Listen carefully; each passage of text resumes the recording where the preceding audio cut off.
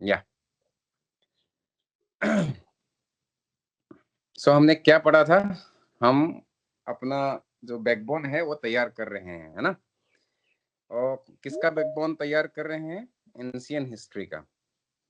Ancient history का backbone का कौन सा पार्ट हमने कवर कर लिया ऑलरेडी?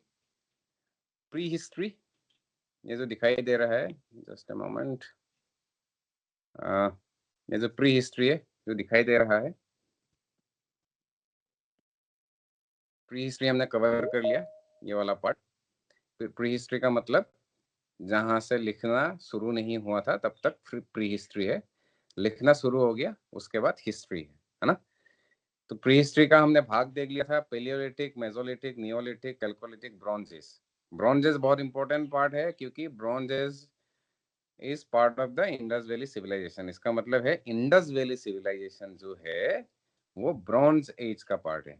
ब्रॉन्ज एज क्यों बोलते हैं? क्योंकि उस समय जब 3300 बीसी टू 1300 जब बीसी में जब इंडस वैली सिविलाइजेशन एग्जिस्ट हुआ करते थे, उस जमाने में ब्रॉन्ज जो एलॉय है, एलॉय का मतलब अगर दो मेटल मिलके एक मेटल बना दिया दूसरा, तो उसको हम बोलेंगे एलॉय। ठीक है, ब्रॉन्ज, ये ब्रॉन्ज है, ये टीन और कॉपर से, टीन और कॉपर, टीन और कॉपर से बने हुए हैं, इसलिए ब्रॉन्ज है। तो ये उस जमाने में ब्रॉन्ज बनाना लोगों ने सीख लिया था, है ना? और वाइडली यूज हुआ था। उसमें से हमने डांसिंग गर्ल एक देखा था, एक बढ़िया कॉन्फिडेंट लुकिंग डांसिंग गर्ल। ठीक है, वो डांसिंग गर्ल ब्रॉन्ज से बना हुआ था, राइट? उसके बाद हमने क्या देखा था? उसके बाद हमने वैदिक पीरियड देखा था। वैदिक पीरियड कब से शुरू होता है? 1500 बीसी से लेके 600 बीसी, राइट?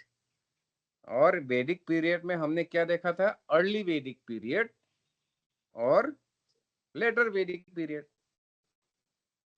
है ना? तो अर्ली वैदिक पीरियड, ये जो है अर्ली वैदिक पीरियड, अर्ली वैदिक पीरियड और लेटर वैदिक पीरियड। अर्ली वैदिक पीरियड कब से शुरू हुआ था? 1600 से 1000, राइट? और लेटर वैदिक पीरियड कब से कब तक हुआ था? 1000 से 600 बीसी, है ना? ठीक है, तो अर्ली वैदिक पीरियड का कैरेक्टरिस्टिक क्या था?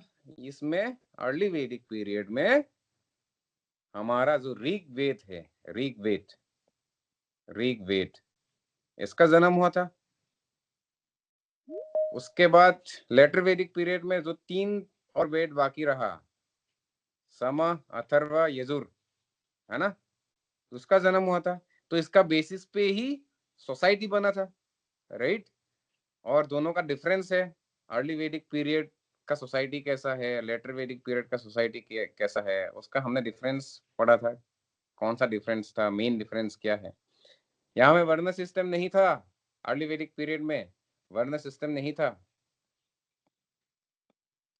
यहाँ पे वर्ण सिस्टम था, है ना? और बहुत सारा हमने देखा था कि क्या क्या डिफरेंस है ना?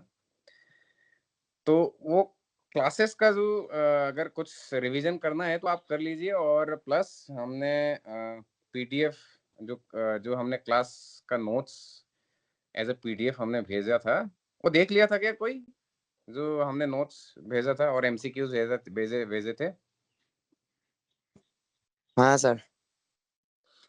आज क्या पढ़ेंगे?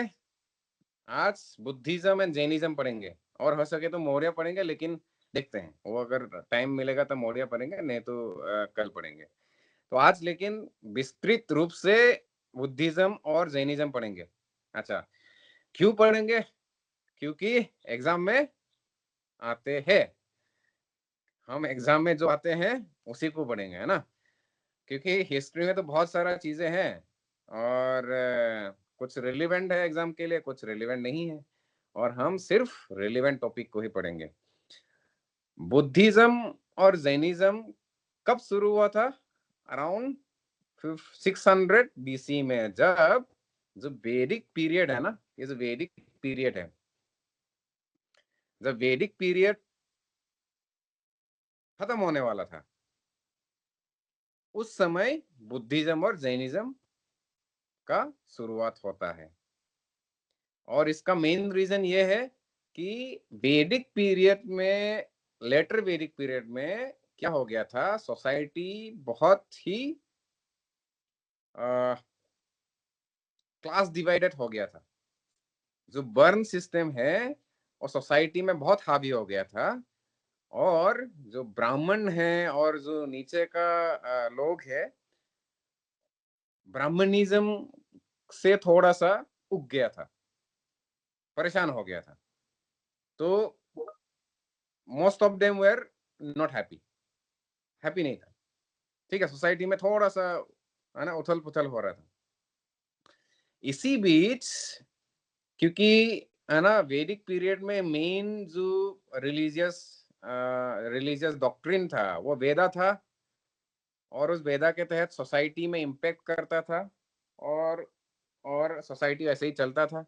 लेकिन सोसाइटी में लेटर वैदिक पीरियड आते आते 600 बीसी आते आते सोसाइटी में उथल पुथल होने लगा, और कुछ हमें और एक रिलीजियस स्ट्रीम या जो धर्म का पर्सपेक्टिव में, अगर एक दूसरा धर्म या स्ट्रीम जो है वो चाहिए था लोगों को, है ना, मांग रहा था, सोसाइटी मांग रहा था। उसके साथ ही बुद्धिज्म का जन्म हुआ। ये लेकिन जन्म हुआ ओनली बिकॉज हमारे उस जमाने में बुद्धा या सिद्धार्थ नामक एक व्यक्ति का आगमन हुआ था, है ना।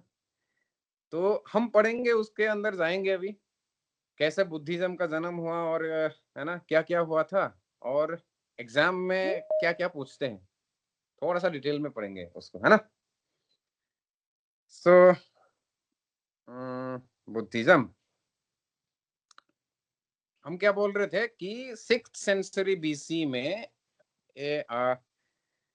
दो चीज का जन्म हुआ, एक तो बुद्धिज्म, दूसरा जैनिज्म। ठीक है, बुद्धिज्म और जैनिज्म दोनों 6th सेंचुरी बीसी में जन्म हुआ। हम क्या करेंगे कि पहले बुद्धिज्म में जाएंगे, जैनिज्म हम आएंगे, जैनिज्म में भी हम पढ़ेंगे, लेकिन पहले पहले हम बुद्धिज्म पढ़ेंगे। लेकिन दोनों 6th सेंचुरी बीसी में ही आए थे, है ना। और उसका रीजन यही था कि लेटर वैदिक पीरियड में जो सोसाइटी था वो थोड़ा रिजिड हो गया था, लोग नाखुश था। ठीक है, अब 6th सेंचुरी बीसी में क्या हुआ, मैं स्टोरी बता रहा हूँ ना, गौतम बुद्ध का स्टोरी बता रहा हूँ। सिद्धार्थ नामक एक व्यक्ति का जन्म हुआ। ठीक है, सिद्धार्थ गौतमा कब जन्म हुआ, 563 बीसी, 563, ये इंपॉर्टेंट है, इसको याद रखना है ना। 563 बीसी में जन्म हुआ। कहाँ जन्म हुआ, शाक्य क्लैन, शाक्य स्टेट या शाक्य क्लैन, जिसका कैपिटल जो है वो कपिला वस्तु था। ये एमसीक्यू का मटेरियल है, ठीक है, क्वेश्चन मटेरियल है। हमने क्या पढ़ा था वैदिक पीरियड में कि महाजनपदास, हमने पढ़ा था महाजनपदास, याद है, याद है किसी को महाजनपदास? यस यस सर, भैया। याद है। ओके, तो क्या था कि अर्ली वैदिक पीरियड में जनपदा था, जन, हमने पढ़ा था जन हुआ था, जन से जन छोटा था, राइट, छोटा 2-3 गांव मिलके था, या 4-5-10 गांव मिलके था। फिर 4-5-6-7 या 10 जन मिलके जनपदा होता था, है ना। फिर ये महाजनपदास हो गया, महाजनपदास, महाजनपदास,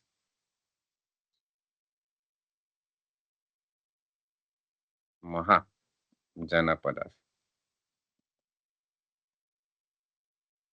तो ये जन जो है वो अर्ली वैदिक पीरियड का पार्ट था, अर्ली वैदिक पीरियड। और जनपदा और महाजनपदा ये लेटर वैदिक पीरियड का पार्ट था, राइट। मतलब सोसाइटी और स्टेट जो है या पॉलिटिकल सिस्टम जो है वो लेटर वैदिक पीरियड। जो पॉलिटिकल सिस्टम जो है वो कॉम्प्लेक्स होते गया, है ना। महाजनपद मतलब बहुत बड़ा हो गया, ठीक है।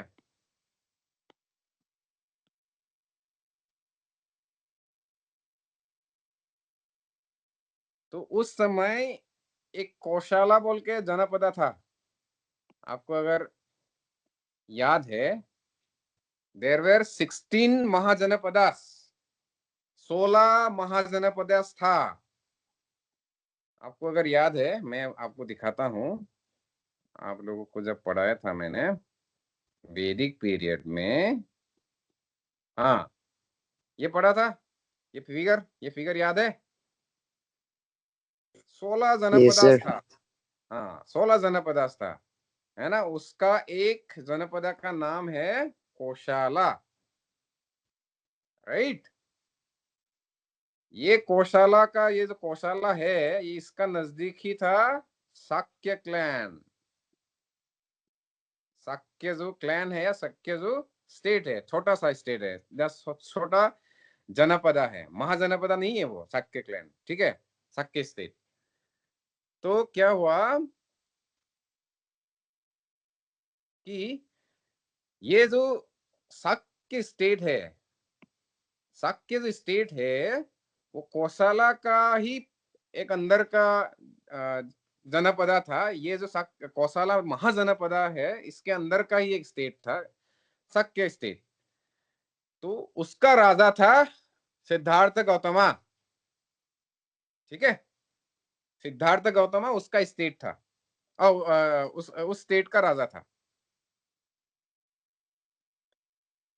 तो कहा यह जाता है कि वो लुम्बिनी में जन्म हुआ था। ये नेपाल, हाँ आज का जो नेपाल है ना, आज का जो नेपाल है ना, उसी का पार्ट है ये। साक्य साक्य स्टेट है ना, आज का जो नेपाल उसी में स्थित था। हाँ उस जियोग्राफी में स्थित था। तो जियोग्राफी में स्थित था। और लुम्बिनी बोल के एक जगह है, ये साक्य स्टेट का अंदर का फिर और एक जगह का नाम बोल रहा हूँ, ठीक है ना। आसाम का अंदर का एक जगह का नाम गुवाहाटी, उसी की तरह ये लुम्बिनी, ठीक है। आसाम है, ये वाला आसाम हो गया, महाजनपदा इंडिया हो गया, उस तरीके से मतलब था, है ना। तो ये इनका माँ का नाम, इनका पिताजी का नाम। लेकिन इंपॉर्टेंट बात यह है कि और लुम्बिनी में जन्म हुआ था, ये एमसीक्यू में आते हैं। हम्म। अब थोड़ा सा मैप देखते हैं। ये देखिए, कोसाला शाक्य, कोसाला जो महाजनपदा है उसी का एक छोटा सा स्टेट था शाक्य स्टेट। और उसी का शाक्य स्टेट का अंदर का एक छोटा सा जगह का नाम लुम्बिनी, और उसी में सिद्धार्थ गौतमा, या लेटर में जब बुद्ध उनको बुलाया जाता है तो उनका जन्म लुम्बिनी में हुआ, ठीक है। ये क्लियर है, ज्योग्राफी क्लियर है, ठीक है। अब थोड़ा सा उनका जीवन का स्टोरी सुनते हैं, पढ़ते हैं, देखते हैं क्या है। तो सिद्धार्थ का जन्म हुआ लुम्बिनी में, और वो एज ए प्रिंस, वो एक युवराज था। तो युवराज का पूरा ऐसो आराम होता था। तो early life is a luxury life, मतलब बहुत लग्जरी से जीता था, है ना। और उनका पिताजी और माताजी सब जितना भी सफरिंग है, सफरिंग बोले तो जो कॉमन लोग जो पीसते हैं, मरते हैं, जीते हैं, है ना, बीमार होते हैं, तो उससे मतलब उस चीजों से उनको दूर रखा, उनको जानने ही नहीं दिया, ठीक है, ताकि वो लग्जरी में जिए। लेकिन थोड़ा बड़ा हो गया वो सिद्धार्थ गौतमा, बड़ा हो गया। तो बड़ा होने के साथ साथ क्या हुआ, एक दिन वो चुपके से बाहर चला गया और बाहर जाते ही उनको 4 साइट्स, 4 चीजें दिखाई दी मोटा मोटी। क्या चीजें दिखाई दी? 4 चीज। एक हो गया ओल्ड मैन, कि बूढ़ा, एक बूढ़ा आदमी दिखाई दे रहा है। ये क्या बात है, लोग बूढ़े भी होते हैं, मुझे तो मालूम ही नहीं है, सिद्धार्थ ने सोचा, है ना। फिर एक बीमार पर्सन, ठीक है, एक बीमार आदमी को दिखाई दिया। वो कुछ समझ में नहीं आ रहा है, लोग बीमार भी होते हैं, ठीक है। फिर एक कॉर्प्स, कॉर्प्स का मतलब डेड बॉडी, लोग मर गया, एक मरा हुआ व्यक्ति। तो वो उसको रियलाइज हुआ लोग मरते भी है ना। उसके बाद एक सामाना, इसको सामाना बोलते हैं, या जो तप करते हैं, जो साधु होते हैं, जो साधु होते हैं, जो सब कुछ छोड़ के जंगल में जो चला जाते हैं, उसको अंग्रेजी में अस्केटिक बोलते हैं, या सामाना बोलते हैं हिंदी में या संस्कृत में, ठीक है। तो वो एक साधु संत या सामाना को भी दिखाई दिया, और उन्हों से भी उनका जो वो जो सीन है, उनको दिखाई दिया कि ऐसे भी लोग हैं जो सब कुछ छोड़ के चला जाते हैं, है ना, डीपर मीनिंग के लिए, ठीक है। रिनाउंशिएट करते हैं, रिनाउंसिएशन का मतलब सब कुछ छोड़ना, ठीक है। फिर ये देख के बहुत सोचा, और एक टाइम आया, उनका मन में ये सब चल रहा था बहुत सालों, सालों साल। वो शादी किया, फिर उनका बच्चा पैदा हुआ। लेकिन ये जो क्वेश्चंस है, ये जो प्रश्न है कि जीवन क्या है, जीवन यही है क्या, मतलब मरते भी है लोग, बीमार क्यों होते हैं, ओल्ड क्यों होते हैं, है ना। तो ये क्वेश्चन जो है उनको बहुत सताने लगा। तो at the age of 29, at the age of 29, जब वो 29 साल का हो गया था, तब एक बार वो डिसीजन ले लिया कि हमें भी जाना चाहिए बाहर, सब कुछ छोड़ के। तो वो क्या किया, सीक्रेटली लेफ्ट हिज पैलेस, अपना बीवी और बच्चे को छोड़ के, बीवी का नाम यशोधरा और बच्चे का नाम राहुला, ठीक है। तो अपना बीवी और बच्चे को छोड़ा, अपना बाल को कट ऑफ किया, ठीक है, और वो साधारण साधु की तरह निकल पड़े, सब कुछ छोड़ के। तो ये जो 29 का एज में वो किया, उसका एक नाम देते हैं लोग, उसका नाम है, ये जो प्रोसेस है उसका नाम है क्या, महाविनिस्करण। क्या नाम है? महाविनिस्करण। ये ये एमसीक्यू में आते हैं, एमसीक्यू में आते हैं। महाविनिस्करण क्या है? महाविनिस्करण वो टाइम है जब बुद्धा ने एट द एज ऑफ 29 वो सब कुछ छोड़ के चला गया, ठीक है। अभी तक क्लियर है स्टोरी में? स्टोरी को फॉलो कर रहे हैं आप लोग? यस भैया। Yes sir. ओके। तो ये स्टोरी किस किस को पता है? तो क्लास 12th में थी टेक्स्ट बुक में। क्लास 12th में है, ओके, ठीक है। तो हम ये स्टोरी फिर से पढ़ेंगे क्योंकि ये स्टोरी इंपॉर्टेंट है ना। और ये स्टोरी का जो इंपॉर्टेंट पार्ट है वो हम पढ़ेंगे, जैसे फॉर एग्जांपल महाविनिस्करण, महाविनिस्करण या महाविनिष्क्रमण। ये टर्म किसने सुना था, महाविनिष्क्रमण?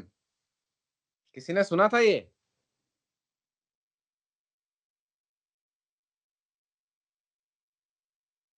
सीमा, मानसू?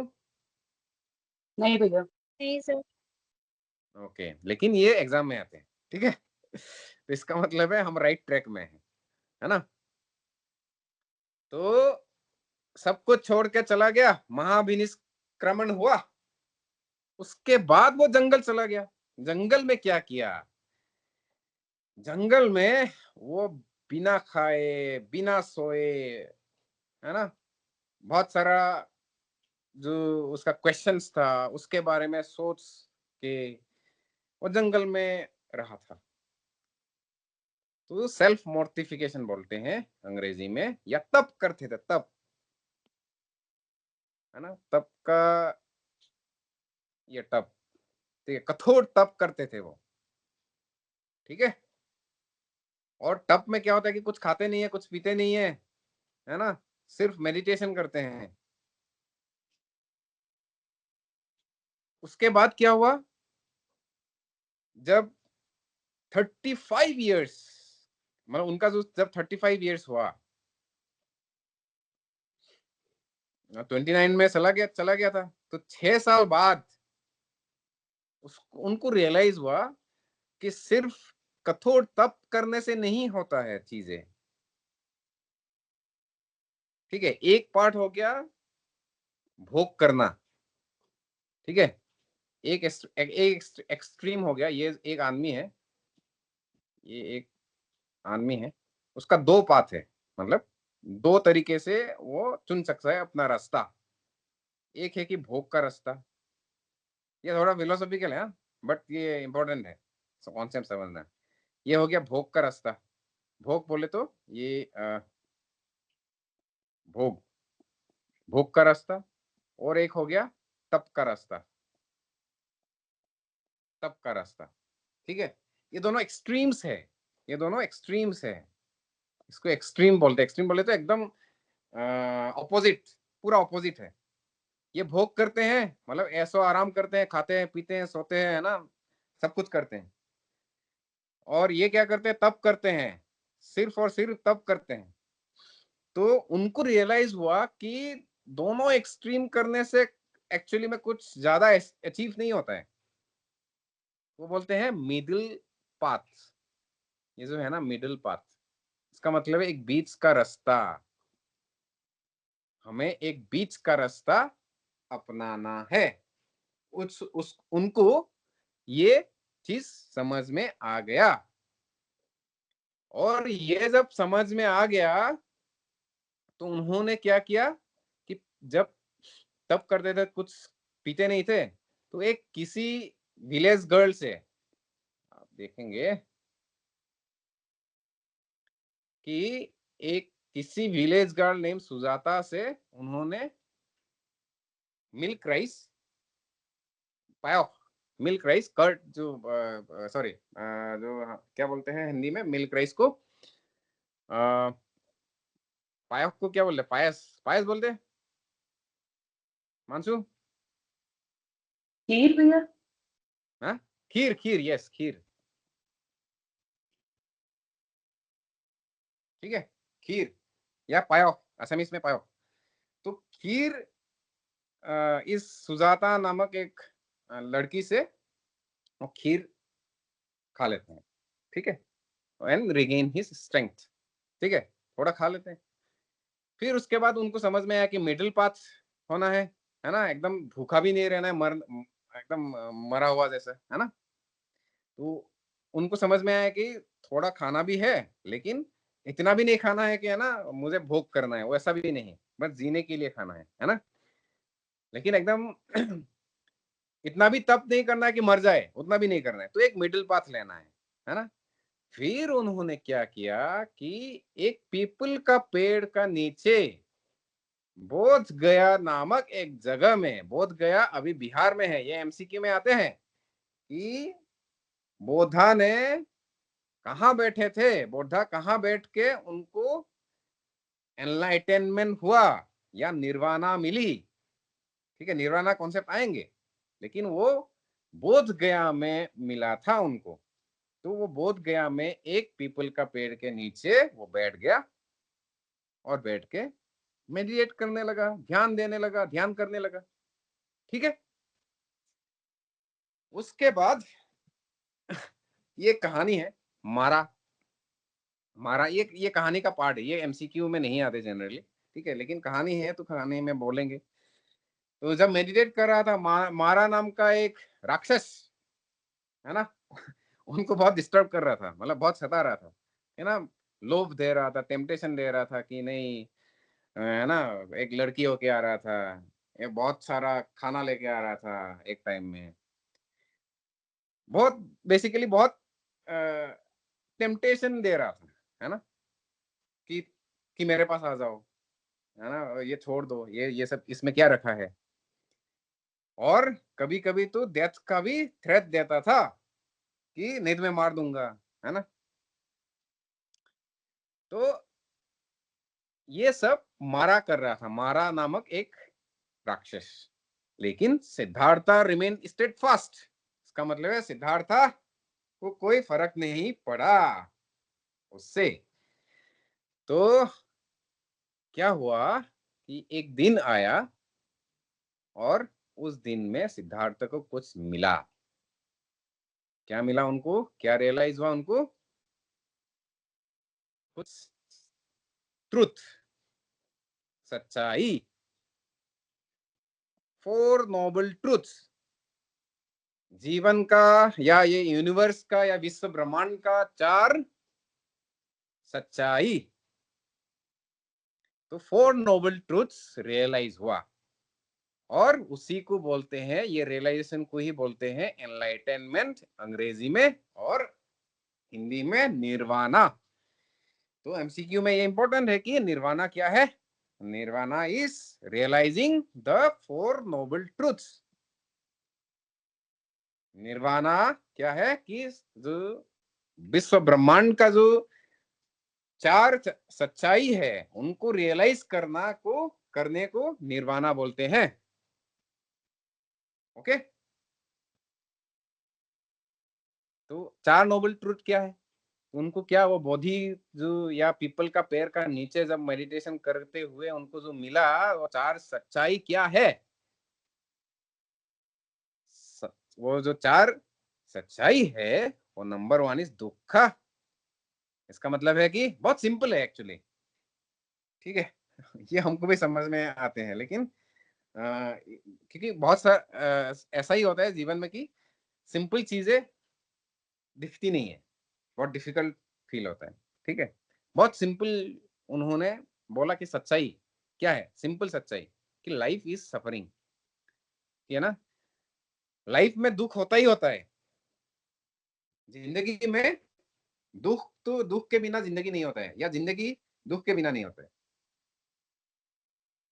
तो पहला सच्चाई ये है। दूसरा सच्चाई क्या है, समुदाय। इसका मतलब है जो दुख है, क्यों दुख होता है, उस दुख का कारण है हमारा डिजायर, हमारा जो काम, हिंदी में काम, डिजायर, या जो हमने भूख भोग बोला ना, वो भोग करने का इच्छा।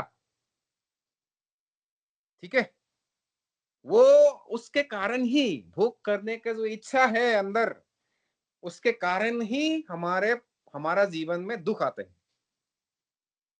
ठीक है, नंबर 2 हो गया।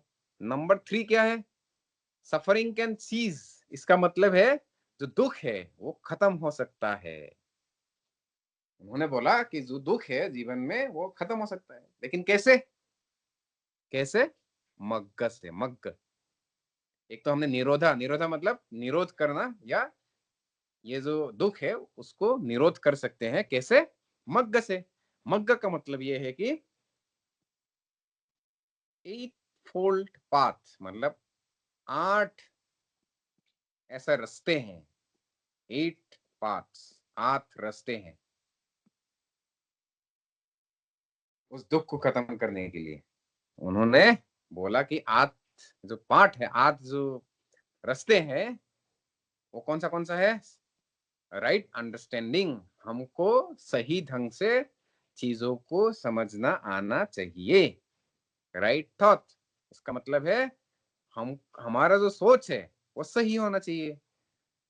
राइट स्पीच, हमारा हम जो बोलते हैं वो सही बोलने चाहिए। राइट एक्शन, हम जो करते हैं वो सही होना चाहिए।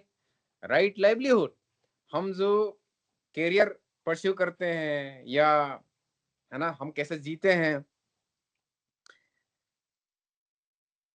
तो वो भी सही होना चाहिए, है ना। राइट एफर्ट, हम जो कोशिश करते हैं वो भी सही होना चाहिए। और राइट माइंडफुलनेस, माइंडफुलनेस का मतलब ये है कि हमारा जो मेडिटेटिव स्टेट है मतलब हम जो ध्यान करते हैं, ठीक है, या सॉरी हम जो जैसे बात करते करते हुए हम जो अवेयर होते रहते हैं ना कि यहाँ पे ये हो रहा है या उधर ये हो रहा है या पीछे आगे पीछे सॉरी आगे ये हो रहा है पीछे ये हो रहा है साइड में लेफ्ट में ये हो रहा है राइट में ये हो रहा है, वो जो माइंडफुलनेस है, वो जो अवेयरनेस है, ठीक है, वो भी सही होना चाहिए। फिर आता है राइट कंसंट्रेशन, इसका मतलब है कि हमारा जो ध्यान है या फोकस है वो भी सही होना चाहिए। ठीक है, इसका अंदर अंदर बहुत सारा फिलोसॉफी है लेकिन उसमें हम नहीं जाएंगे क्योंकि वो इंपॉर्टेंट नहीं है हमारा एग्जाम के लिए। ठीक है, ऑल गुड, अभी तक ठीक है। Yes sir. Okay Yes. Okay, तो ये हो गया इसका, इनका जो चार जो सच्चाई है जीवन का या यूनिवर्स का या ब्रह्मांड का, तो ये चार सच्चाई है। ओके,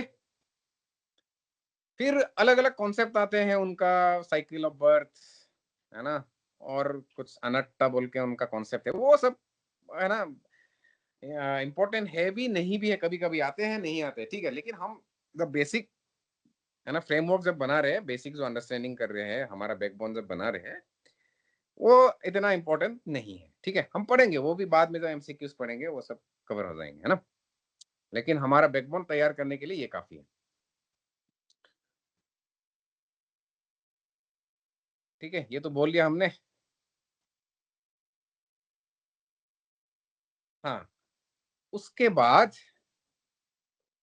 जब वो एनलाइटन हो गया, जब वो अवेकन हो गया, एनलाइटन हो गया, उसके बाद उन्होंने क्या किया, अब एनलाइटन हो गया, मैं बोधि पीपल ट्री या पीपल का पेड़ का नीचे आज मैं, है ना, एनलाइटन निर्वाणा मुझे मिल गया, सच्चाई मुझे मिल गई, अब क्या करना है मुझे, अब मुझे मिलने से ही नहीं होगा ना, मुझे तो ये बांटना पड़ेगा समाज में, पूरा दुनिया में बांटना पड़ेगा। तो उन्होंने क्या किया कि कुछ भिक्षु या जो साधु संत है उनको बुलाया, जो उनका जान पहचान है, जो पहले भी उनके साथ है ना जो 4-5 साल का दौरान उनके साथ था, उनको बुलाया और उन्होंने अपना जो रियलाइजेशन है, अपना जो निर्वाणा में जो सच्चाई मिली, उनको शेयर करने लगा, उनको पढ़ाने लगा। तो उस पढ़ाने का नाम को क्या देते हैं, धर्म चक्र प्रवर्तना। ये बहुत बहुत इंपॉर्टेंट है एमसीक्यू में। तो सेकेंड स्टेप ये है, उनको पहला स्टेप में क्या हुआ, एकदम पहला पहला स्टेप में क्या हुआ, घर से चला गया, महाविनिष्करण हुआ, राइट। उसके बाद वो मेडिटेट किया 6 साल के लिए, उसके बाद क्या हुआ, निर्वाणा मिला। ठीक है, थर्ड स्टेप में उन्होंने क्या किया, धर्म चक्र प्रवर्तना शुरू किया। इसका मतलब है कि धर्म जो है उसको, उसका जो धर्म का जो पहिया है वो घुमाना शुरू कर दिया। Motion the wheel of dharma, setting in motion the wheel of dharma. तो धर्म का जो पहिया है उसको शुरू कर दिया, उसका नाम है धर्म चक्र प्रवर्तना। ये इंपॉर्टेंट है, एमसीक्यू में आते हैं, ठीक है, याद रखना। ओके, तो उन्होंने शुरू किया और संघ बोलते हैं जिसको वो एक जिस कम्युनिटी में वो टीच कर रहा था, वो है ना पाठ पढ़ा रहा था, उसको हमने बोल दिया संघ। ठीक है, संघ। कभी कभी आते हैं संघ, संघ का जो टर्म है कभी कभी आते हैं, बस याद रखने के लिए कि संघ उस कम्युनिटी का नाम है जिसमें क्या होता है कि बुद्ध अपना जो स्टूडेंट है वो सिखाता है, और स्टूडेंट का कम्युनिटी को हम संघ बोलेंगे। ठीक है, अगर मैं गौतम बुद्ध हूँ तो तुम लोग जो एक साथ है ना हो ना कम्युनिटी, उसको हम संघ बोलेंगे, राइट। अब क्या होता है, 45 years ऑफ हिज लाइफ वो फिर टीच करता रहता है। अच्छा, एक चीज भूल गया मैं कि ये पहला धर्म चक्र प्रवर्तना कहाँ शुरू हुआ था, पहला टीचिंग कहाँ उन्होंने शुरू किया। सरनार्थ बोल के एक जगह है वाराणसी में। ठीक है, वाराणसी में एक सरनाथ बोल के जगह है, उसमें शुरू किया। ये एमसीक्यू में, ये भी एमसीक्यू में आते हैं, कहाँ शुरू किया, राइट।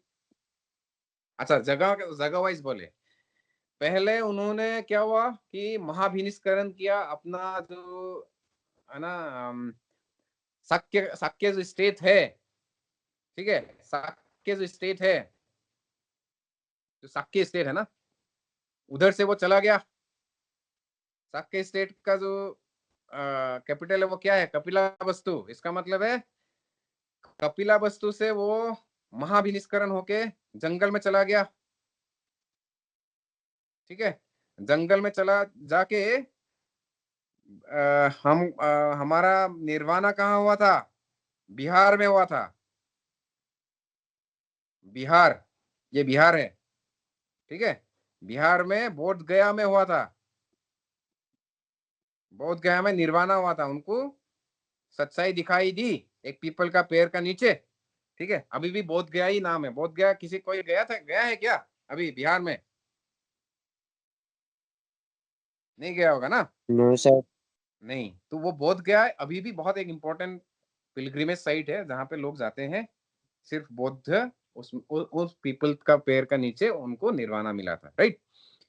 तो बोध गया में उनका निर्वाणा हुआ, फिर वो कहाँ गया, वाराणसी। वाराणसी में वो क्या गया, वाराणसी का एक सरनाथ बोल के एक जगह में उन्होंने अपना पहला जो सरमन है या जो पहला टीचिंग है, जो पहला लेसन है, उन्होंने अपना संघों को या स्टूडेंट्स को दिया। ठीक है, अब क्लियर है, इजी, ओके। उसके बाद क्या हुआ, वो टीचिंग करना शुरू कर दिया। 45 इयर्स तक टीचिंग करता ही रहा। अपना जो धर्म है, अपना जो थॉट्स है, अपना जो फिलोसॉफी है, उसको है ना विस्तृत रूप से अपना जो संघ संघ और है ना साधु संतों से, और क्योंकि एक जगह में ही नहीं रहता था, वो पूरा घूमता था जगह जगह, है ना, और घूम घूम के वो अपना जो लेसन है वो टीच करता था। और राजा लोगों ने भी, जो राजा थे, क्षत्रिय क्षत्रिय राजा था, उन लोगों ने भी बहुत रेस्पेक्ट करके उनको बुलाते थे और वो उनका टीचिंग सुनते थे। ठीक है, लेकिन एट द एज ऑफ 80 वो चला गया, है ना। तो वो चला जाने का जो सिचुएशन है या टाइम है, उनको हम बोलेंगे महापरिनिर्वाणा। निर्वाणा का मतलब क्या है, निर्वाणा का मतलब क्या है, निर्वाणा का मतलब क्या है हिंदी में और इंग्लिश में बोलो। निर्वाणा का अंग्रेजी निरुद्ध। शब्द क्या है? हाँ, निर्वाणा का अंग्रेजी शब्द क्या है? एनलाइटनमेंट। ठीक है, निर्वाणा का अंग्रेजी शब्द है एनलाइटनमेंट, एनलाइटन होना। एनलाइटन बोले तो ये लाइट है ना, लाइट मतलब मेरा अंदर लाइट आ गया, समझ गया, मुझे सच्चाई दिखाई दी। ठीक है, और इसको हम निर्वाणा बोलते हैं। वो पीपल का पेड़ का नीचे बोध गया में हुआ, है ना। उसके बाद जब वो चले जाते हैं उसको हम बोलेंगे Mahaparinirvana, the great complete nirvana, है ना, महापरिनिर्वाणा। इसका मतलब यह है कि वो फाइनली यहाँ जो पृथ्वी में था, उनका जो अर्थली एग्जिस्टेंस था, वो नहीं रहा अभी। ठीक है, और उसको बोलेंगे निर्वाणा, महापरिनिर्वाणा। और महापरिनिर्वाणा कुशीनगर में हुआ था। ठीक है, महापरिनिर्वाणा कहाँ हुआ था? ये एमसीक्यू में बहुत आते हैं।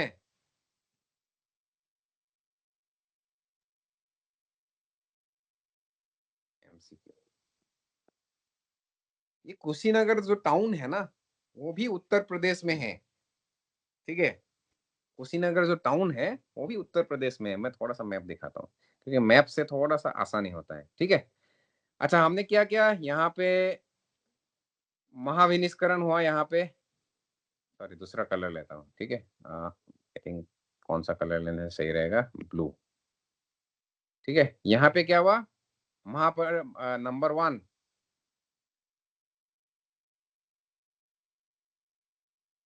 क्या महाविनिष्करण, सॉरी,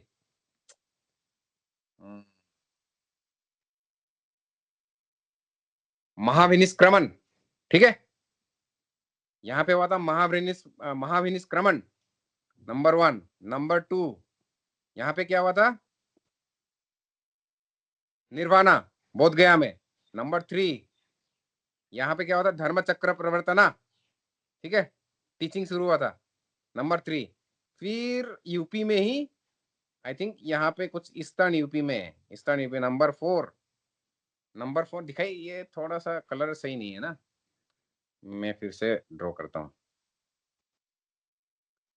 आई थिंक यही सही है, इसको थोड़ा बड़ा करता हूँ। ये इंपॉर्टेंट है, इसलिए मैं थोड़ा सा फिर से बार बार बोल रहा हूँ ना। ये यहाँ पे हुआ था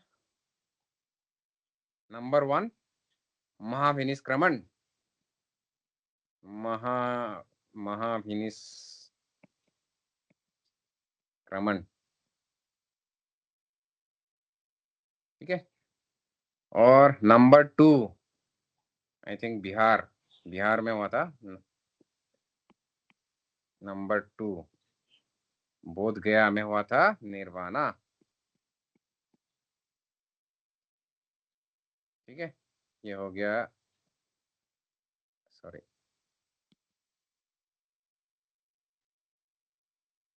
ये हो गया कपिलावस्तु, कैपिटल था शाक्य राज्य का ना। तो यहाँ पे निर्वाणा कहाँ हुआ था, बोध गया, बोध गया में हुआ था। ठीक है, उसके बाद नंबर 3, यहाँ पे क्या हुआ था, धर्म चक्र प्रवर्तना, धर्म चक्र प्रवर्तना। ठीक है, यहाँ पे ये इसको सरनाथ बोलेंगे, सरनाथ। ठीक है, उसके बाद इसी एरिया में नंबर 4, ईस्टर्न यूपी होते हैं जनरली, ईस्टर्न यूपी, वो कुशीनगर, ये कुशीनगर दिखाई दे रहा है ना, कुशीनगर। तो इसमें क्या हुआ था, महापरिनिर्वाणा, महापरिनिर्वाणा। ये कहाँ हुआ था, कुशीनगर में। ठीक है,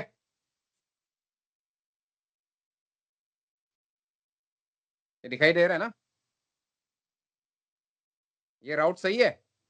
पहला नंबर 1 महाविनिष्करण हुआ था, नंबर 2 निर्वाणा हुआ था बोध गया में, सर, और नंबर 3 धर्म चक्र प्रवर्तना, नंबर 4 महाविनिष्करण कुशीनगर।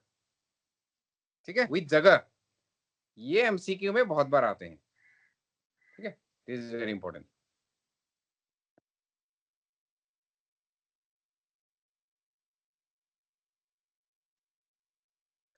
अच्छा 5:30 हो गया ना, ठीक है, और ज़्यादा टाइम नहीं लगाएंगे। आई थिंक एमसीक्यू उनका महापरिनिर्वाण तक खत्म हो गया, ठीक है। अब क्या है, मरने के बाद ना क्या हुआ कि जो उस समय का जो राजाएं थे बहुत सम्मान करते थे उनको, तो मरने के बाद उनका जो अस्थि थे, उनको उनका जो रिमेन्स था, अस्थि का जो रिमेन्स था, वो क्या किया कि अलग अलग जगह पे डाल दिया। 8 जगह पे डाल दिया एक्चुअली, है ना, 8 जगह पे डाल दिया, 8 किंगडम्स पे डाल दिया। और 8 किंगडम्स में और जहां पे डाला उसको बोलेंगे स्तूपा। स्तूपा नाम सुना है क्या? ये भी एमसीक्यू में आते हैं, ठीक है। तो स्तूपा, स्तूपा सुना है ना। तो स्तूपा वही जगह है जहां पे बुद्ध का जो अस्थि है, अस्थि का जो पार्ट है, मरने के बाद जो अस्थि होता है ना, रिलिक्स बोलते हैं अंग्रेजी में, तो उनको 8 जगह पे डिस्ट्रीब्यूट कर दिया और 8 जगह पे उनका स्तूपा बना दिया, मंदिर बना दिया। बेसिकली मंदिर है, बुद्धा का मंदिर जो है ना उसको स्तूपा बोलते हैं, है ना। तो ये 8 जगह का नाम ये है, ठीक है। ये कभी कभी आते हैं, नहीं आते वो ठीक है, वो तुम देख लेना, जब पढ़ना है तो पढ़ लो, नहीं तो अभी बेसिक्स के लिए इतना जरूरी नहीं है। बस 8 जगह पे स्तूपा खड़ा किया था, दैट इज इम्पोर्टेंट, ठीक है। उसके बाद क्या हुआ था, बुद्ध मरने के बाद हर हर रिलीजन में ऐसा ही होता है, मरने के बाद ना थोड़ा कंफ्यूजन क्रिएट होता है, क्योंकि कौन है अभी नेक्स्ट, कौन किसको माने अभी। तो बुद्ध ने बोला था, या उन लोगों ने डिसाइड किया था कि ना जो बुद्ध का टीचिंग है उसको हम रिटर्न फॉर्म में लेंगे अभी, ठीक है, क्योंकि वो एक बुक का रूप में दे देंगे ताकि कोई कंफ्यूजन ना हो। तो उन्होंने क्या किया, एक बुद्धिस्ट काउंसिल, ठीक है, एक बुद्धिस्ट काउंसिल बोले तो सारा जितना भी बुद्धिस्ट लोग था, जो साधु संत था, बुद्धिस्ट साधु संत, वो सब मिलके एक मीटिंग में आया और मीटिंग में कुछ कुछ डिस्कस करने लगा। तो डिस्कस करने का कहाँ था, पहला फर्स्ट बुद्धिस्ट काउंसिल और राजा गृह था। जो मागाधा एम्पायर है ना, मागाधा जो महाजनपदा है, महाजनपदा में से एक मागाधा था, है ना। मागाधा बहुत इंपॉर्टेंट है, इसको याद रखना, क्योंकि बाद में जब हम मौर्य एम्पायर पढ़ेंगे ना उसमें भी मागाधा का रेफरेंस है, क्योंकि ये मागाधा ही बनता है अपना जो मौर्य चाणक्य जो है ना, चाणक्य और चंद्रगुप्त मौर्य, तो पहला वो मागाधा एम्पायर ही कैप्चर करते हैं, उससे ही शुरू करते हैं ना। तो मागाधा एक वो जो 16 जनपदा है ना, महाजनपदा है ना, उनका एक एक महाजनपदा है, ठीक है। और मागाधा का जो मैप है, मागाधा का जो मैप है वो ये, ठीक है, जो बिहार है ना अभी का, ऑलमोस्ट मोटा मोटी उसी एरिया में है मागाधा, ठीक है। तो फर्स्ट जो मीटिंग था वो मागाधा में हुआ था। ये एमसीक्यू में आते हैं, ठीक है, इसलिए इंपॉर्टेंट है,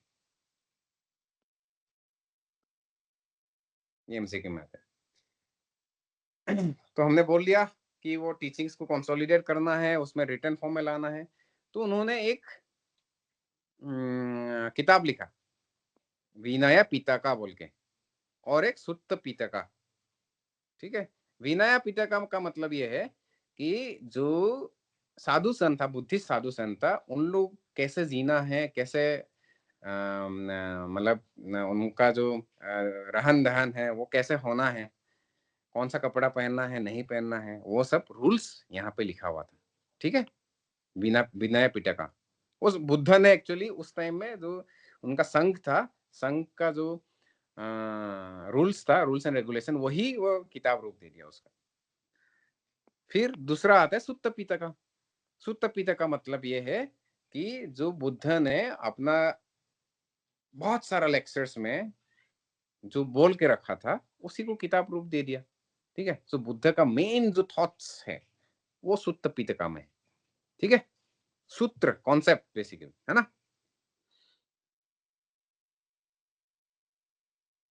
ये पाली एक कहना, मतलब एक्चुअली क्या है ना कि कभी कभी एग्जाम में आते हैं कि आ, ऐसा क्वेश्चन आएगा कि फॉर एग्जांपल बुद्ध का पाली कैनन में कौन सा पिटका आते हैं, ऐसे आते हैं। त्रिपिटका बोलते हैं एक्चुअली, त्रिपिटका, 3 पिटका है टोटल में। ये तो 2 हो गया है ना, 1 2 हो गया और एक है, ठीक है।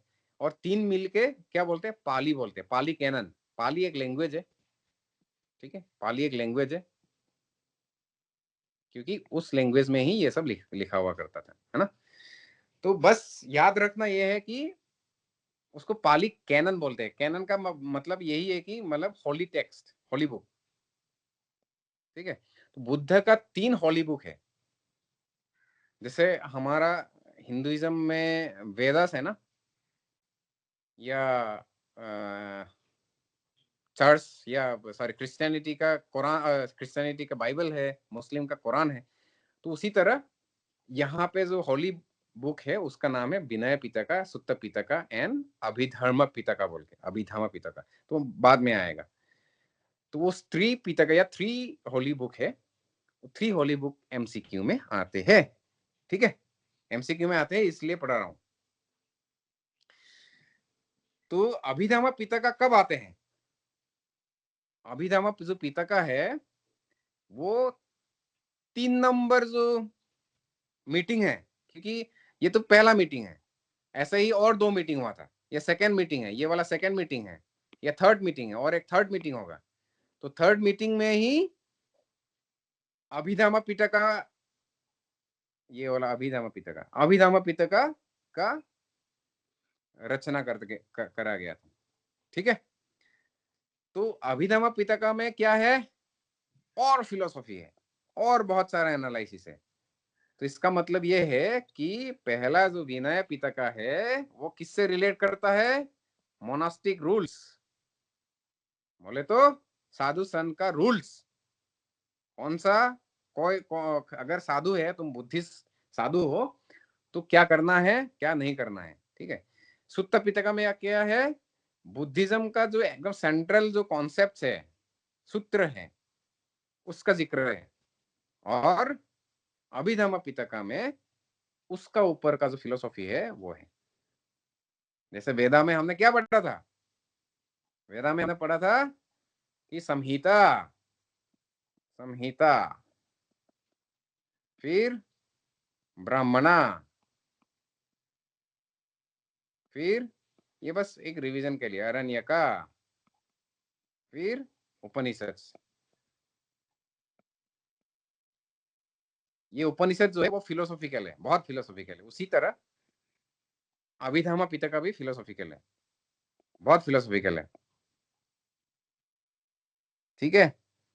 दर्शन, दार्शनिक, दर्शन, ठीक है। तो हमने क्या पढ़ा, बुद्धिज्म में 3 मेन किताब होते हैं, उसको त्रिपिटका बोलते हैं, विनय पिटका, सुत्त पिटका एंड अभिधर्म पिटका, ठीक है। सेकंड बुद्धिस्ट काउंसिल होता है, सेकंड बुद्धिस्ट काउंसिल कहाँ होता है, वैशाली, ठीक है। ये सब याद रखना है, ये अभी फास्ट आऊंगा क्योंकि ये वैशाली, ठीक है, ये बस एमसीक्यू के लिए थोड़ा सा याद रखना है बस। इसमें कुछ नहीं हुआ था, उसमें स्प्लिट हो गया था, मतलब थोड़ा बहस हो गया था इसमें, है ना। बुद्धिज्म का 3 ब्रांचेस है, अभी बुद्धिज्म का 3 ब्रांचेस है एक्चुअली में। तो 3 ब्रांचेस यहीं से स्प्लिट होता है सेकेंड बुद्धिस्ट काउंसिल में, 3 ब्रांचेस, ठीक है। अब 3 ब्रांचेस क्या है वो पढ़ेंगे हम, ठीक है। उसके बाद जब थर्ड बुद्धिस्ट काउंसिल मैंने बोला ना, थर्ड बुद्धिस्ट काउंसिल, ये वाला third Buddhist council, third Buddhist council, ये किसके टाइम में होता है, अशोका का टाइम में होता है, जो मौर्य अंपायर होते हैं ना। अशोका मौर्य अंपायर का एक राजा था, या मौर्यस का एक राजा था।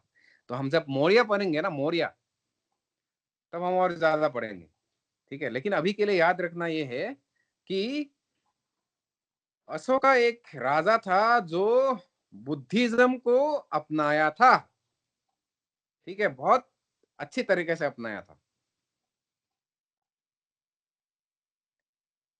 तो अशोका, जब अशोका का बारे में हम जब मौर्य पढ़ेंगे ना, तब हम विस्तृत रूप से और पढ़ेंगे। लेकिन अभी के लिए जान लो कि अशोका जो है वो एक राजा था, मौर्य अंपायर, जो बुद्धिज्म को एडॉप्ट किया था। वो बुद्धि, क्योंकि क्षत्रिय था वो, क्षत्रिय से वो बुद्धिस्ट बन गया, ठीक है। और अपना बेटा बेटी को भी महिंदा और संघमित्रा उनको भी बुद्धिस्ट बना दिया और बोल दिया कि तुम श्रीलंका जाओ और श्रीलंका में भी फैला के आ जाओ बुद्धिज्म, ठीक है। और उस बुद्धिज्म का नाम है थेरावादा, थेरावादा बुद्धिज्म। ये मैंने ब्रांच का बताया ना, तो 3 ब्रांच जो है, एक हो गया थेरावादा बुद्धिज्म, थेरावादा। ये आते हैं एमसीक्यू में आते हैं, ठीक है। बुद्धिज्म थोड़ा डिटेल में पढ़ रहे हैं तो जान लो, ठीक है। थेरावादा बुद्धिज्म और 2 है, वो भी हम नीचे पढ़ेंगे अभी, ठीक है। लेकिन मोटा मोटी बात यह है कि अशोका ने एक जंग किया था, कलिंगा एक ओडिशा में जगह है, उसमें एक जंग किया था। उसके बाद उनका दिमाग का दही हो गया एक्चुअली, इतना वायलेंस किया है ना, इतना उन्होंने कहर मचा दिया कि उनका खुद को ही मतलब रियलाइजेशन आएगा कि मैं सही नहीं कर रहा हूँ, ठीक है। बहुत वायलेंस किया, मतलब एकदम बहुत कत्ल किया, मिलियंस लोग मारे गए, मतलब बहुत लोगों को मार दिया उन्होंने।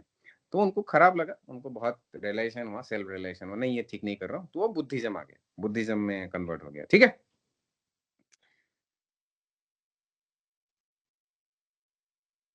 फिर हमने पढ़ा था थर्ड बुद्धिस्ट काउंसिल, ये कहाँ हुआ था? पटना में। ये याद रखने वाली बात है ना।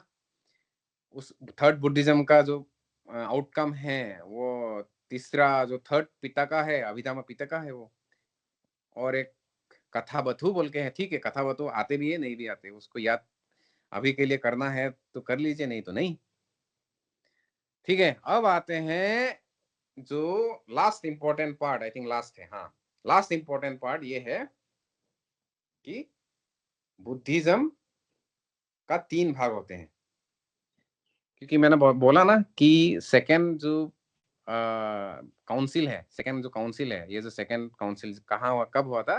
383 बीसी, जब बुद्ध मर गया था, उनके बाद ही फर्स्ट काउंसिल हुआ, फिर सेकेंड काउंसिल हुआ 100 साल बाद, वैसा वैसा, ठीक है। तो उसके बाद सेकेंड काउंसिल से लेके आज तक कुल मिला के 3 ब्रांचेस का प्रकट हुआ। एक बोले थेरावादा, दूसरा बोले महायाना, तीसरा बोले वज्रयाना, ठीक है। उसका टाइमलाइन देख लो, 3rd सेंचुरी बीसी, ये पहला वाला सबसे, ठीक है, जो श्रीलंका गया था, हमारा अशोका ने भेजा था, है ना। फिर दूसरा जो है महायाना आया, महायाना। तीसरा जो है वज्रयाना आया 6th सेंचुरी बीसी में, 6th सेंचुरी सी में। सी का मतलब यही है कि एडी को सी भी बोलते हैं, ठीक है। जो एडी एडी बोलते हैं ना हम लोग, तो उसको सी भी बोलते हैं। अच्छा, सी का एक्चुअली फुल फॉर्म है कॉमन एरा, है ना, कॉमन एरा, ओके। हाँ, तो ये कहाँ कहाँ अभी है? प्राइमरीली श्रीलंका में है थेरावादा, थाईलैंड में है, म्यांमार में है, कैम्बोडिया, लाओस, ठीक है। ये मैप देख लेना एक बार। फिर महायाना कहाँ पे है? China, Korea, Japan, Vietnam. और वज्रयाना कहाँ पे है? तिब्बत, नेपाल, भूटान, फिर मंगोलिया का कुछ पार्ट, और अपना जो लद्दाख, लेह लद्दाख है, उधर लेह लद्दाख कोई गया था क्या? नहीं गया होगा। तो उधर बुद्धिज्म मिलते हैं, ठीक है। उधर जो बुद्धिज्म है वो उसको वज्रयाना बोलते हैं। क्या डिफरेंस है? डिफरेंस ये है कि ये जो त्रिपिटका बोला ना, ये त्रिपिटका को फॉलो करते हैं। और महायाना खुद अपना किताब लिख दिया कुछ, महायाना सूत्र बोल के, और वज्रयाना ने खुद किताब लिख दिया, काग्यूर तेंग्यूर बोल के कुछ, है ना, ठीक है। अगर ये वाला याद रखना है तो रख लो, नहीं तो नहीं।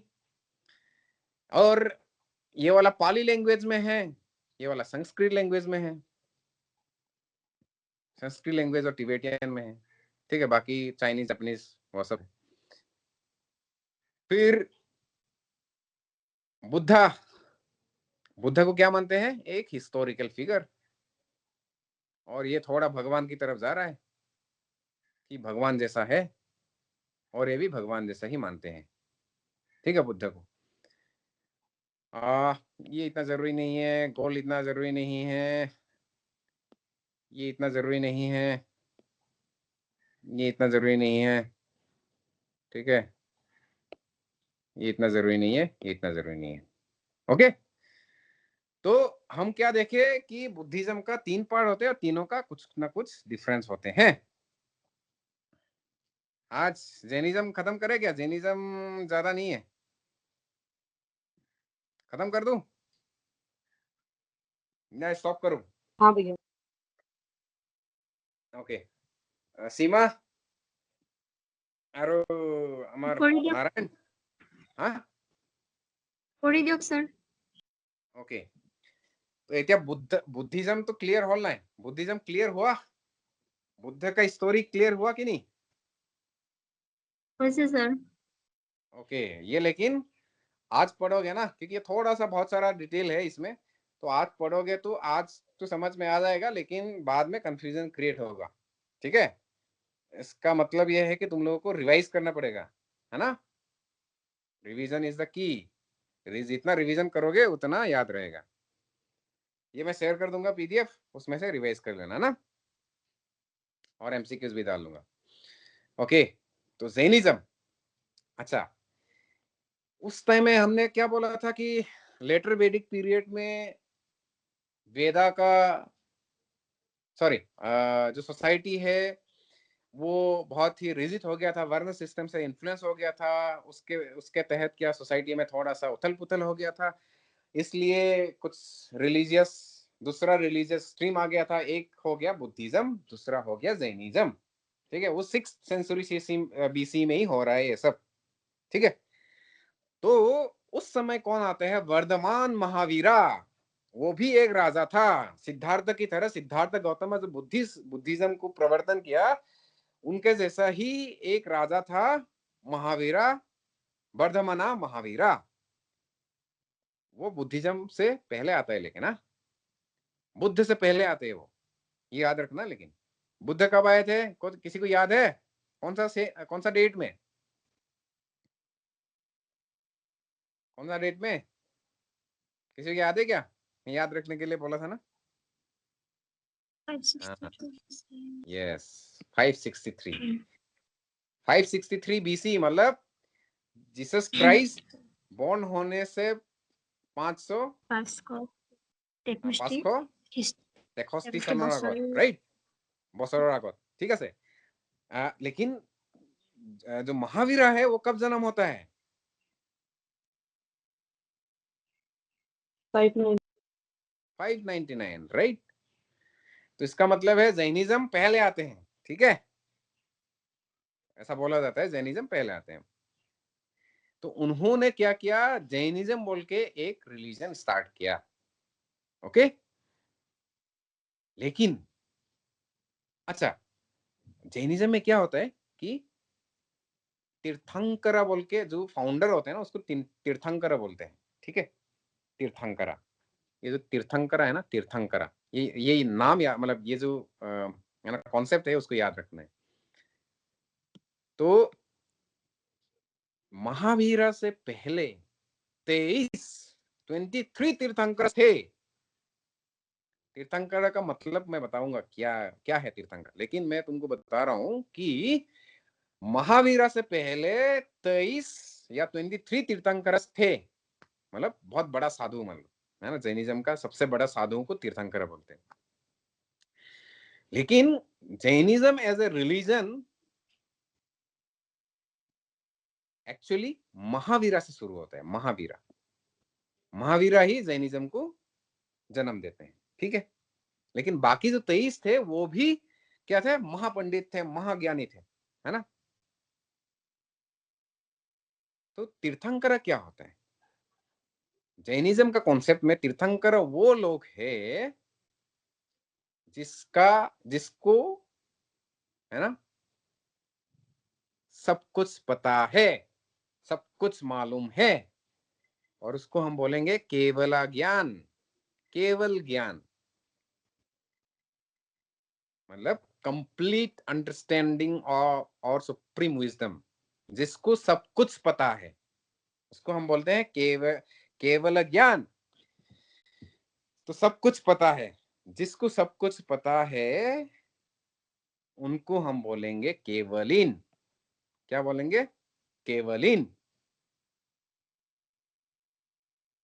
जिसको केवल ज्ञान है उसको हम बोलेंगे केवलिन। ठीक है। और जो केवलिन लोगों को पढ़ाते हैं, सिखाते हैं, ऐसा हो सकता है कि केवलिन है और लोगों को सिखाया नहीं, खुद जान लिया और खत्म। ठीक है, वो भी ऐसा भी हो सकता है, तो उसको सिर्फ केवलिन बोलेंगे। सब कुछ जानते हैं लेकिन खुद में ही जानते हैं। लेकिन जो लोग जो केवलिन है और केवलिन होने के साथ साथ वो लोगों को सिखाते हैं कि केवलिन कैसे बनना है, उनको बोलेंगे तीर्थंकरा। ठीक है, tirthankara concept clear? Okay, simple. Okay, तो वर्धमान महावीरा एक राजा था जो गौतम बुद्ध की तरह ही, है ना, तप करने लगा था, इंटेंस एस्केटिज्म करने लगा था, तप करने लगा था। और तप करने के बाद उनको क्या मिला? केवल ज्ञान मिला। वो केवलिन हो गया और लोगों को पढ़ाने लगा, तो सिखाने लगा। उसका वो क्या बन गया? तीर्थंकरा। और उन्हीं से शुरू होता है जैनिज्म। समझ में आ गया? ओके, उसके बाद हम पढ़ेंगे जैनिज्म का सेंट्रल जो थीम्स है, उनको, उसका जो ज्ञान है, उसका जो सब कुछ जानने वाला जो ज्ञान है, उसको हम त्रिरत्न बोलते हैं, थ्री ज्वेल्स। ठीक है,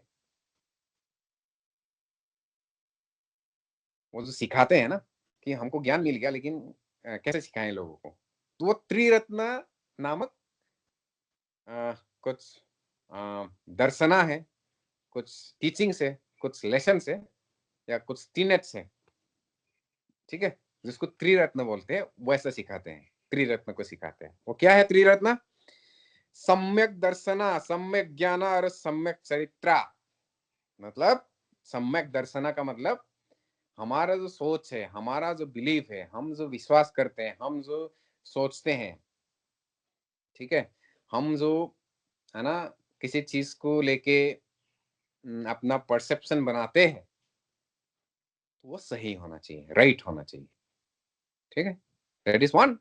नंबर टू इज सम्यक ज्ञाना, मतलब जो हम ज्ञान अर्जन करते हैं वो सही होना चाहिए। ऐसा नहीं है कि हम क्योंकि ज्ञान, जो अच्छा ज्ञान है वो अच्छा ज्ञानी बनाते हैं, और जो, है ना, खराब ज्ञान से ज्ञानी होते हैं वो खराब बनाते हैं। फॉर एग्जाम्पल, अगर बॉम्ब बनाना मैंने सीख लिया, ठीक है, वो भी एक ज्ञान है ना, बॉम्ब बनाना सीख लिया, है ना, और वो बॉम्ब को हम फिर किसी टेरर के लिए यूज करते हैं, तो वो तो ज्ञान खराब हो गया। ठीक है, तो वैसे ही ज्ञान अच्छा भी होता है, ज्ञान खराब भी होता है। तो ज्ञान अच्छा होना चाहिए, उनका मतलब ये है। सम्यक चरित्रा, इसका मतलब है कि हमारा जो चरित्र है, हमारा जो कंडक्ट है, वो सही होना चाहिए। ठीक है, जैनिज्म में जनरली क्या करते हैं ना वो लोग, अगर जैन जैन किसी साधु को अगर देखे हैं, तो वो लोग, है ना, एक तो हो गया कि अगर जैन साधु रास्ते में जाते हैं, तो वो अपना झाड़ू लेके जाते हैं, ताकि जहां पे जाते हैं, अगर चींटी भी है, या एंट है, चींटी है, या कुछ है, तो वो भी ना मरे। तो नॉन वायलेंस पे बहुत बिलीव करता है, अहिंसा पे बहुत बिलीव करता है। ठीक है, उसके बाद सत्य पे बहुत बिलीव करता है। हमको चुराना नहीं है, नॉन स्टीलिंग, चुराना गलत है। फिर ब्रह्मचर्य, ब्रह्मचर्य का मतलब शादी नहीं करना। ठीक है, अगर तुम जैनिज्म में कन्वर्ट हो गया, साधु में, जैनिज्म में नहीं, जैनिज्म तो बहुत फॉलो करते हैं लोग, लेकिन जैनिज्म का साधु अगर बनना है, तो आपको संसार छोड़ना पड़ेगा। ये देखो, संसार के साथ साथ मतलब अपना जो घर परिवार है, उसके साथ साथ आपका कोई भी संपत्ति होना नहीं चाहिए। ठीक है, अपरिग्रह। ओके, तो वो क्या करते हैं कि ये जो त्रिरत्न है, त्रिरत्न को हमने पढ़ लिया, त्रिरत्न का अगर ज्ञान ले लिया कि ऐसा ऐसा जीवन जीना है, उसके बाद उनका सोल या उनका जो जीव है, वो प्यूरिफाई हो जाता है, बहुत प्योर हो जाता है, और प्योर हो जाता है, उनको मोक्ष मिल जाता है फिर। उनका क्या मिल जाता है, मोक्ष मिल जाता है। ऐसे ही उनका कॉन्सेप्ट वैसा ही है, फिर हम प्योर हो जाते हैं, फिर मोक्ष मिल जाता है। क्योंकि हमारा जो ऑब्जेक्टिव है वो मोक्ष, मोक्ष का मतलब है हमारे ये जिंदगी से उठ के कहीं ये जो साइकिल है, संसारा बोल के कॉन्सेप्ट है, ठीक है, cycle of life and death. फिर हम जीते हैं, फिर मरते हैं, फिर हम फिर से पुनर्जन्म होते हैं। तो उस साइकिल से हम बच के निकलना को मोक्ष बोलते हैं, ठीक है। तो ये मोक्ष प्राप्त होती है। ये बहुत डीप कॉन्सेप्ट है संसारा, बहुत और बहुत सारा कॉन्सेप्ट है, उसमें हम नहीं जाएंगे, है ना। लास्ट में हम क्या करते हैं कि जैसे बुद्धिज्म का अलग अलग सेक्ट हो गया, अलग अलग ब्रांच हो गया, तो जैनिज्म का भी 2 ब्रांच है, one is Digambara, another is श्वेतंबरा। ये इंपॉर्टेंट है, ये एमसीक्यू में आते हैं, ठीक है, ये जानना जरूरी है। किसी ने सुना दिगंबरा और श्वेतंबरा का नाम?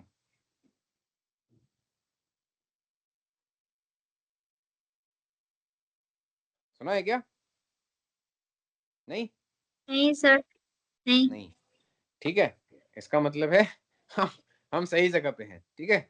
तो दिगंबरा और श्वेतंबरा एमसीक्यूज में आते हैं। तो ये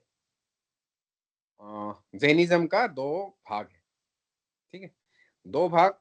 इसका कुछ कैरेक्टरिस्टिक है। दिगंबरा में जनरली क्या ना, लोग जो दिगंबरा होते हैं वो एकदम नेकेड नेकेड रह जाते हैं। मतलब जो उसका साधु होता है ना, वो कुछ नहीं पहनता है, ठीक है। किसी को देखा है क्या? नहीं देखा होगा, राजस्थान में शायद है, आई थिंक। मानसू? यस भैया, हाँ भैया। हाँ हाँ हाँ। और श्वेतंबरा होता है वो जो सफेद कपड़ा पहनता है ना, वो भी देखा होगा मानसू। हाँ भैया, हाँ। जैन लोग है लेकिन कपड़ा पहनता है ना, तो वो श्वेतंबरा है, ठीक है। तो ये इंपॉर्टेंट है, एक्चुअली में इंपॉर्टेंट है। मतलब हमारा जो एक्चुअली में जब एमसीक्यू आते हैं ना, एमसीक्यू आते हैं तो एमसीक्यू में क्या पूछते हैं, एक तो हो गया दिगंबरा और श्वेतंबरा का डिफरेंस पूछते हैं कभी कभी, है ना। तो ये नेकेड, ये व्हाइट क्लैड, ओके। उसके बाद डिफरेंस और क्या आते हैं,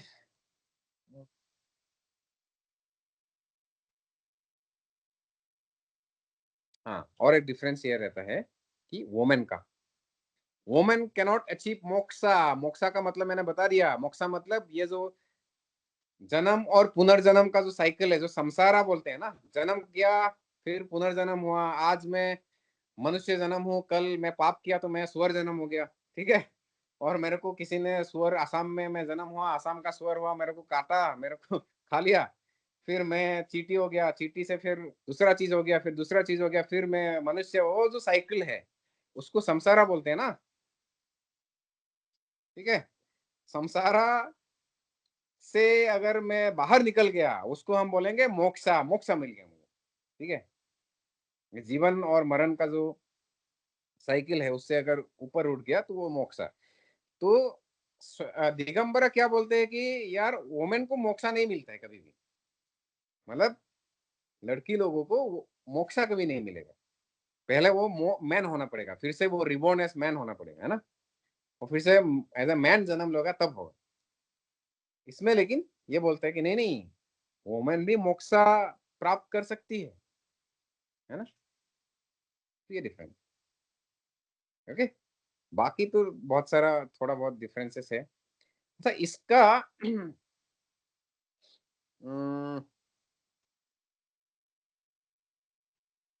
ओके, और कुछ है क्या? नहीं, और कुछ ज्यादा कुछ है नहीं, ठीक है। अब हम जैनिज्म और बुद्धिज्म अब रिवीजन करेंगे, ठीक है, कि जैनिज्म और बुद्धिज्म का एक्चुअली में डिफरेंस क्या है। ये अगर टेबल देखोगे, ये वाला इनिशियल जो टेबल मैंने स्किप किया था, ये वाला जो टेबल दिखाई दे रहा है ना, ये जो टेबल है, ये पढ़ेंगे तो और ज्यादा क्लियर हो जाएगा, रिवीजन भी हो जाएगा। तो बुद्धिज्म, सिद्धार्थ गौतम कब, 563, 599, 527, ओके। फिर इसका कोर स्क्रिप्चर क्या है, मैंने बोला त्रिपिटका, बोला था ना, त्रिपिटका, विनय पिटका, अभिधम पिटका, है ना, सूत्र पिटका, राइट। और जैनिज्म का जो कैनोनिकल टेक्स्ट या होली टेक्स्ट, होली बुक कौन सा है? अंगामस बोलते हैं उनको। क्या बोलते हैं? अंगामस या सिद्धांता। ये आते हैं, एमसीक्यू में आते हैं। ये मैं इंटेंशनली यहाँ पे रखा क्योंकि याद रखने के लिए आसान है, ठीक है। और ये जो पिटका है या ये जो टेक्स्ट है, ये किसी लैंग्वेज में लिखा होगा, ठीक है। वो लैंग्वेज का नाम है, ये इंपॉर्टेंट टेबल है, ठीक है। ये एमसीक्यूज में आते हैं। ये लैंग्वेज कौन सा यूज करते हैं? पाली, ठीक है। पाली यूज करते हैं। ये पाली जनरली, ये जो त्रिपिटका है ना, वो पाली में लिखा गया है। और महायाना जो पिटका है ना, महायाना जो सूत्र है ना, वो संस्कृत में लिखा गया है, ठीक है। और अंगामा जो है वो प्रकृत में लिखा गया, लैंग्वेज का नाम है।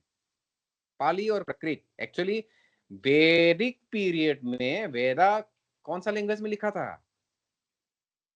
संस्कृत। संस्कृत। यस, संस्कृत का दो भाग था। एक हो गया एंशियंट संस्कृत, एक हो गया क्लासिकल संस्कृत जो लेटर पीरियड, ठीक है। संस्कृत बेसिकली, तो संस्कृत बहुत कॉम्प्लेक्स था, मतलब एकदम इतना अभी भी क्या है कि Sanskrit is very tough language actually. बहुत लॉजिकल है, लेकिन बहुत लॉजिकल लैंग्वेज है, लेकिन बहुत टफ लैंग्वेज है।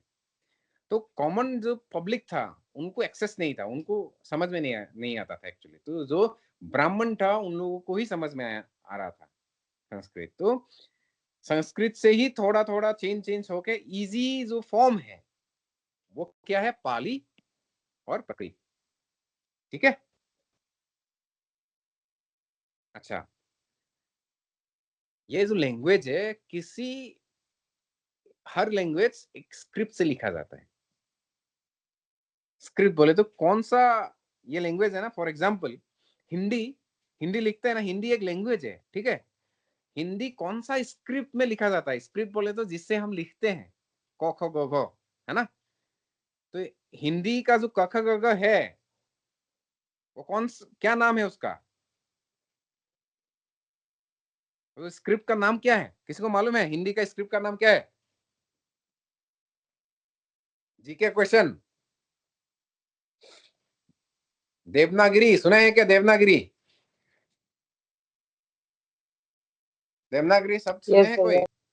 हाँ, सुने है ना? यस ओके, तो हिंदी का जो स्क्रिप्ट है वो देवनागरी है, ये वाला। तो उस पाली लैंग्वेज का कुछ वैसे ही एक स्क्रिप्ट था, उसका नाम है ब्राह्मी, ठीक है। प्रकृत जो स्क्रिप्ट है उसका स्क्रिप्ट देवनागरी है, गुजराती है, ऐसा ऐसा कुछ स्क्रिप्ट, ठीक है। Brahmi derived script. ओके, बस ये रेफरेंस के लिए मैं बता दी।